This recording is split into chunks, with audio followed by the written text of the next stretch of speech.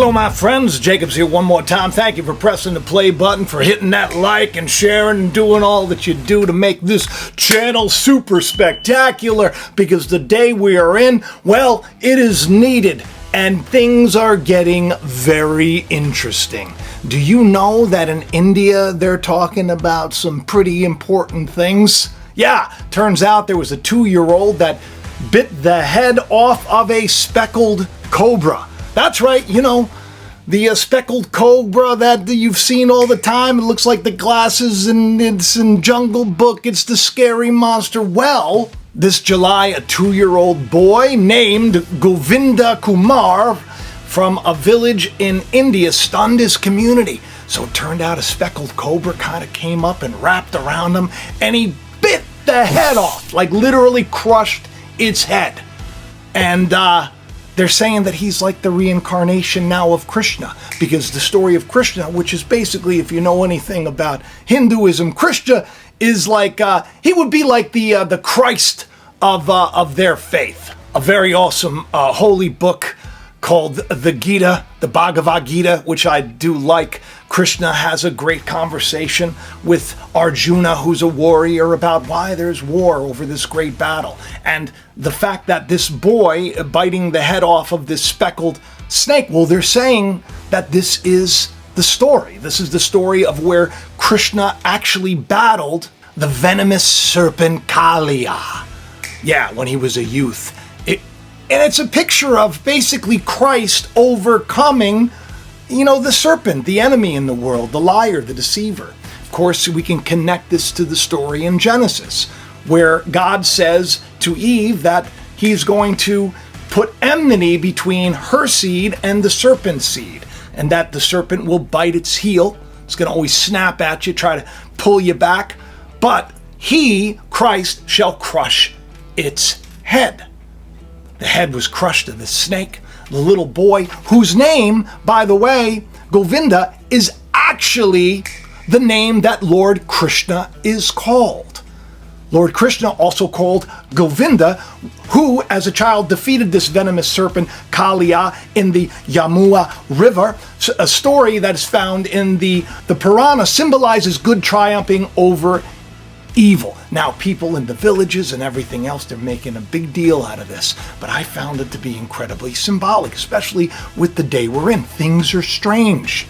All over social media, so many huge organizations are just putting out random posts with like the color orange, but I think it looks a little bit like the sun, the surface of the sun. You got this guy and this guy and this guy and this organization over here and this organization over here and the hockey team, and it's like orange everywhere. Do you remember years ago we talked about Orange Jesus? Because the connection of Trump and orange, and they call him Orange Man. Is Orange Man good? Is Orange Man bad? Well, right now, things that are going on in DC with the federalization of the police force there. Thank you, Mr. President. Your federalization of the police has a 30-day limit unless Congress acts to extend it. Are you talking to Congress about extending it, or do you believe 30 days is sufficient? Well, if it's a national emergency, we can do it without Congress, but we expect to be to Congress before Congress very quickly.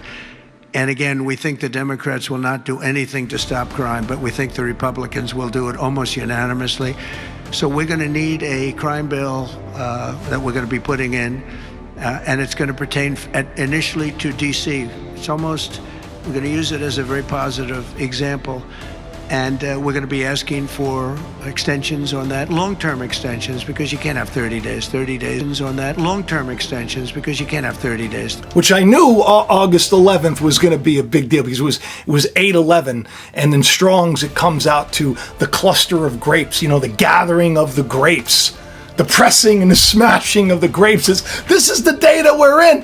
Isn't it exciting? Well, President Trump announced the federalization of Washington, D.C. metropolitan prison, invoking Section 740 of the Home Rule Act. This allows federal control of the Metropolitan Police Department for 30 days. And guess what day it is? 30 days from the day that it was announced and set into action. September 11th. I just find that incredibly interesting. Because, of course, it's my daughter's birthday. She's going to be 22. 22! Oh, this is going to be a big year. The Metropolitan Police Department, with the support of the new federal agencies who have been surging on the streets of the District of Columbia, are going to enforce the laws that are already on the books here in Washington, D.C. For far too long, these laws have been completely ignored, and the homelessness problem has ravaged the city. So D.C. Code 22-1307 and D.C. Municipal Regulation 24-100 give the Metropolitan Police Department the authority to take action when it comes to homeless encampments. So homeless individuals will be given the option to leave their encampment, to be taken to a homeless shelter, to be offered addiction or mental health services, and if they refuse, they will be susceptible to fines or to jail time. Again, these are pre-existing laws that are already on the books. They have not been enforced, which is part of the reason for this federalizing of the National Guard to bring in this assistance for law enforcement. While we are targeting criminals and trying to remove criminals off of the streets, we also want to make DC safe and beautiful, and that involves removing. Years ago, I talked about how, Trump was on the campaign trail. It was about 2023, and he started kind of mentioning about how, homelessness is out of control, and that, if he comes in, he's going to clean up the streets, and he's going to, basically get these people into either treatment centers or homeless shelters, or they're going to get arrested. And that's what they're doing today. Yeah, here we are, just, 2 to 3 years later, and it's happening. What Donald Trump's saying about homeless people? He's like, remember I told you a while ago the laws are going to change? And I said, you're going to start hearing people say, oh, you're going to be put to death for this, you're going to be put to death for that, and it's going to be crazy. Well, guess what he's saying now? He's like, now if you're homeless, we're going to arrest you. That's right. Take a listen. It's ban urban camping wherever possible. Violators of these bans will be arrested, but they will be given the option to accept treatment and services if they're willing to be rehabilitated. Many of them don't want that, but we'll give them the option. Pam Bondi just came on and just told everybody this is what's going to happen. Now, the knee-jerk reaction is, of course, oh, this is scary and everything else. And you have a lot of people on one side of the coin saying, well, the Democrats never did this. And I'm thinking, well, they kind of did. They kind of did. The inauguration was basically Hunger Games on steroids.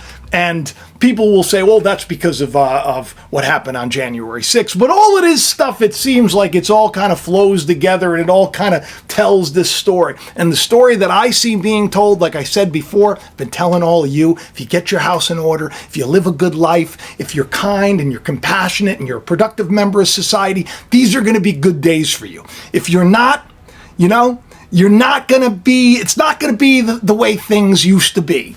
I feel like the whip is being cracked for sure. Remember when Jesus came in, he turned over the money changers' tables? Well, we're going to have probably a new system when it comes to finance. You're going to see a lot of things change, and it's starting right there in the Capitol. Trump already has his eyes set on New York City, which ironically, I can't believe that Governor Cuomo, former Governor Cuomo, the guy that allowed to put all of the patients that are sick with COVID into the most vulnerable places like nursing homes. Don't allow anybody to see them. My daughter got accepted to this great school, this top school. She got like a huge scholarship. She was, invited into this great program that only 20 people from different schools were invited into. And she couldn't go because she didn't want to get the old wackadoo. Good job, Shiloh. Very proud of you. So she ended up going to a state school, which is great because now we don't owe any money. And now she's in a top university after her 2 years there. Here in New York can be pretty good.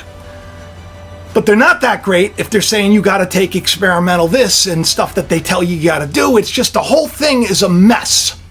The whole thing is a mess, and it is really attributed to the mental health that we see going on today. Witnesses say they're still in shock after a cross-city crime spree, which started outside a North Austin Target and left 3 people dead, including a 4-year-old girl.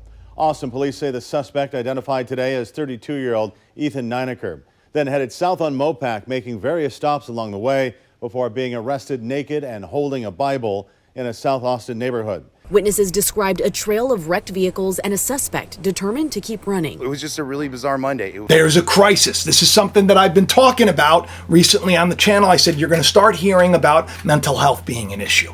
Trump a little while ago said that he wants institutions to be up and running like they used to back in the day, right? There are a lot of people that are just not right in their heads. And sadly, I'm hoping, I don't want to believe this or see this, but a lot of crazy people say that they're Jesus Christ. Yeah, which isn't that great, because, if anybody says that they're Jesus Christ, don't go to them, okay? Don't go to them, all right? What you got to do is you got to go to God. You got to pray to God. You can say, oh, Lord, teach me the truth no matter what the cost. Show me the way. Let me do the right things. Help me today. But you don't go, if you think that you're Jesus, there's a screw loose right there. Right? We're the name of Christ. We're given the body of Christ. We're given the mind of Christ. But we aren't Jesus Christ. We are part of the many-membered child of God, which is what supposedly is supposed to be revealed today. But this guy, remember the thing that happened at Target? Same day, August 11th. Here we go, cluster of grapes. And he ends up going and he ends up killing a bunch of people. How terrible is this? He stole one thing, then he stole a milk truck. A milk truck, how symbolic. He was like a 30-year-old guy, obviously has mental health issues. They found him, he was naked, and not only was he naked, but he was holding a Bible, and he said that his name is Jesus Christ. I don't want to say that this sounds a little too suspect for me, but it sounds sus. Why do all the crazy people, why are they always naked and why are they always Jesus? Maybe there's something to it, I don't know. You got to tell me in the comments section, but the days we're in are freaky. But they're going to get better. I'm telling you, they're getting better in my life. Got some good news about the novel. Well, I don't know if it's good news yet. I'm hoping it's not going to be like Charlie Brown and Lucy in the football. But it seems like it's going to be good news. Like I said, this fig tree that I have, oh my goodness gracious, there's so much fruit. It's enormous. I feel like God is saying this is the year. This is the year. I've been saying for so long, 2025 is the year of abundance. I got a new job right now. I'm not as stressed about the finance. You could still help. You could still help by supporting the channel. You could get yourself some of the merch in the description of the video. Click more. It's so super helpful. You can do PayPal, you can do Patreon, you can do any way you want. But the best way to do it, if you have, if you don't want to financially support the work that I'm doing here, what you can do is you go and you can just hit that like. That's right, smash the like, hit the share button, leave a comment, tell your friends to check out Jacob's Ladder. Isn't that interesting? We got a child that didn't die because the poison, when he bit the head of that snake, that speckled cobra, when he bit the head of the snake, just like Krishna battling that evil serpent, well, the venom went into its belly. So not into its bloodstream. He would have died, like instantly, because that snake kills so many people in India. This is a good sign.